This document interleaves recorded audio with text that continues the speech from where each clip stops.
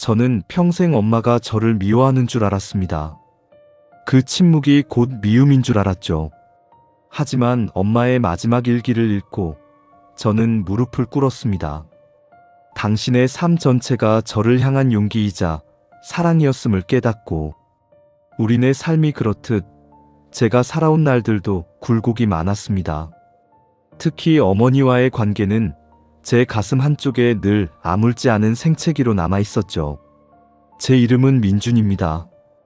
이제 50을 훌쩍 넘긴 중년이지만 어머니라고 부르는 것조차 어색한 그분 앞에선 늘 10살짜리 아이처럼 주눅 들곤 했습니다.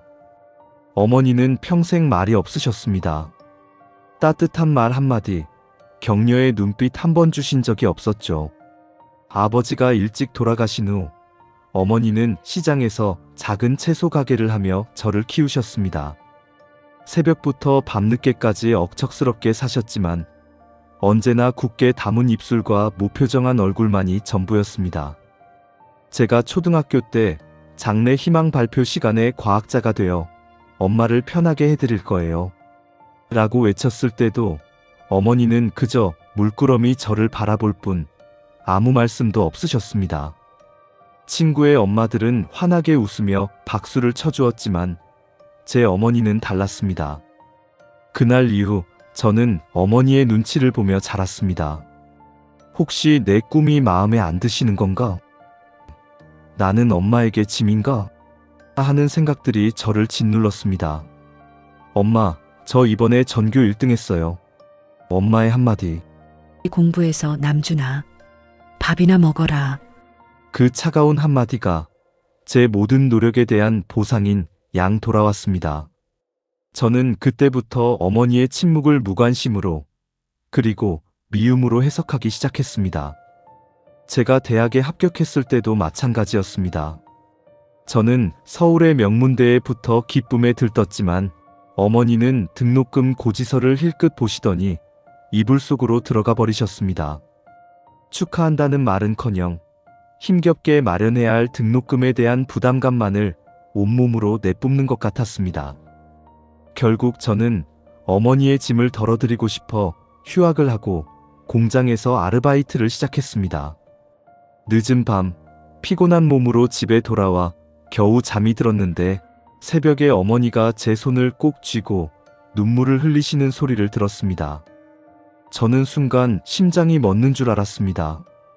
아, 드디어 엄마가 나 때문에 힘들어하는구나. 내 불쌍한 처지에 동정하는구나 라고 생각했죠. 아이고, 내 새끼, 어떡하면 좋으냐? 저는 그때 그 눈물의 의미를 제대로 묻지 못했습니다. 그저 미안함의 눈물일 거라 짐작했고 그 눈물마저도 저를 더 힘들게 한다고 느꼈습니다. 대학 졸업 후 저는 어머니에게서 멀리 떨어지기로 결심했습니다. 일부러 지방에 있는 회사에 취직했고 명절이 아니면 집에 내려가지 않았습니다. 전화도 제가 먼저 하는 법이 없었죠. 그게 어머니가 바라는 침묵의 거리라고 생각했습니다. 나는 말하고 싶었습니다. 엄마, 저 좀 그만 놔주세요. 제가 뭘 그렇게 잘못했는데요? 왜 단 한 번도 사랑한다고 말해주지 않으세요? 이 말은 목구멍 안에서만 맴돌 뿐 어머니에게 단 한 번도 전하지 못했던 제 마음속 깊은 미안함이었습니다. 어머니에게서 사랑을 받고 싶었던 간절함의 역설이었죠. 10년 전 어머니는 쓰러지셨습니다. 병명은 위암. 이미 병은 상당히 진행된 상태였습니다. 응급실에서 어머니를 마주했을 때 저는 눈물을 흘릴 수 없었습니다. 오랫동안 꽁꽁 얼어붙어 있던 마음이 녹지 않았던 것이겠지요. 의사 선생님이 말씀하셨습니다. 환자분께선 통증을 참고 견디는 능력이 비정상적으로 강하십니다. 이 정도로 진행될 때까지 어떻게 참으셨는지. 그 말을 듣고 가슴이 철렁했습니다. 참고 견딘다는 것. 그것은 어머니의 평생의 방식이었습니다. 어머니가 투병하시는 동안 저는 어릴 적부터 어머니를 알던 시장 상인분들을 뵙게 되었습니다. 그분들의 이야기는 제가 알던 어머니의 모습과는 너무나 달랐습니다. 옆 가게 아주머니가 저를 보시더니 민준아, 내 엄마가 얼마나 강단이 있는 분이셨는데 내가 대학 들어갔을 때 온 시장에 자랑하고 다니셨어. 다만 너한테 짐 될까봐 등록금 때문에 내가 공부 그만둘까봐 일부러 모진말을 했던 거야. 너한테 용기를 주려고. 생선가게 아주머니도 말씀하십니다. 너 중학교 때였나? 내가 아파서 학교 못 가던 날.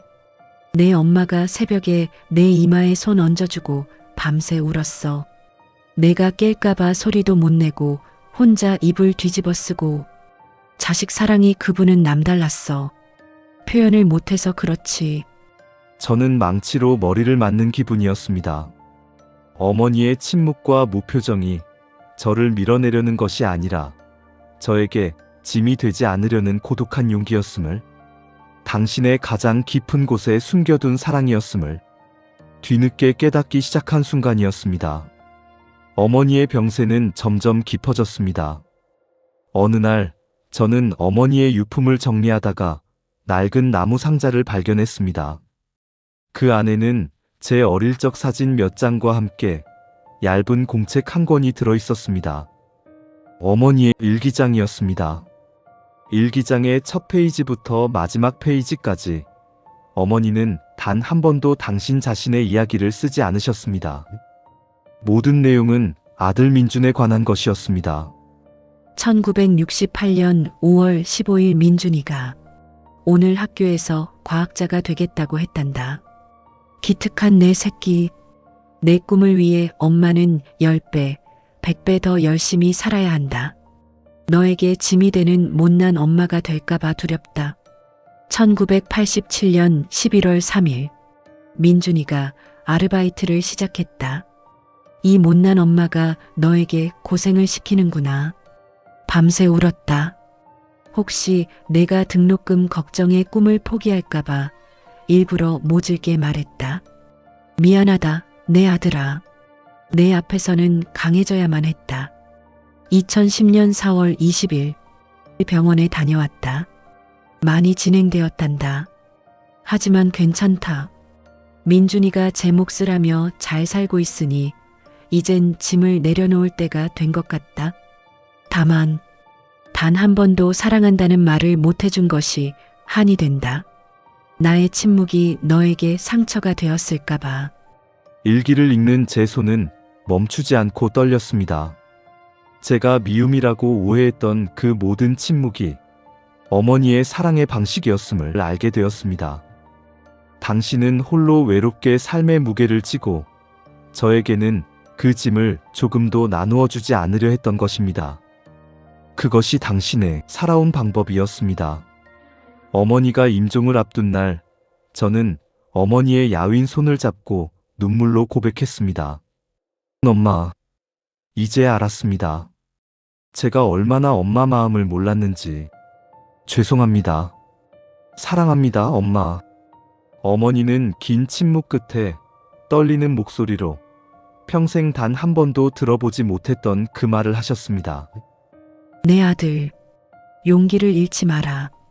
그것이 어머니의 마지막 기억이자 저에게 남긴 마지막 사랑의 말이었습니다. 어머니가 돌아가신 후 저는 비로소 마음의 치유를 얻었습니다. 어머니와의 관계에 대한 오랜 오해와 원망이 눈 녹듯 사라졌습니다. 이제 저는 어머니의 침묵을 사랑으로 기억합니다. 표현하지 못했지만 온몸으로 자식을 위해 싸웠던 위대한 사랑의 역사로 말입니다. 어머니의 삶은 저에게 가장 큰 교훈을 주었습니다.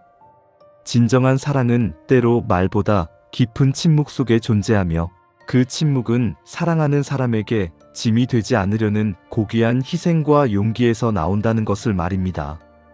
사랑하는 시청자 여러분, 혹시 여러분의 부모님도 자녀분들도 겉으로는 무뚝뚝하고 표현이 서툴러 오해를 하고 계신 분은 없으신지요?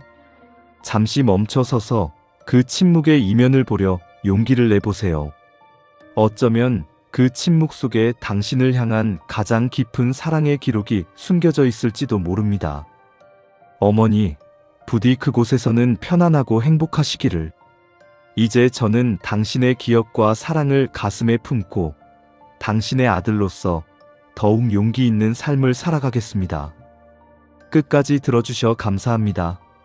다음에도 좋은 영상으로 찾아오겠습니다.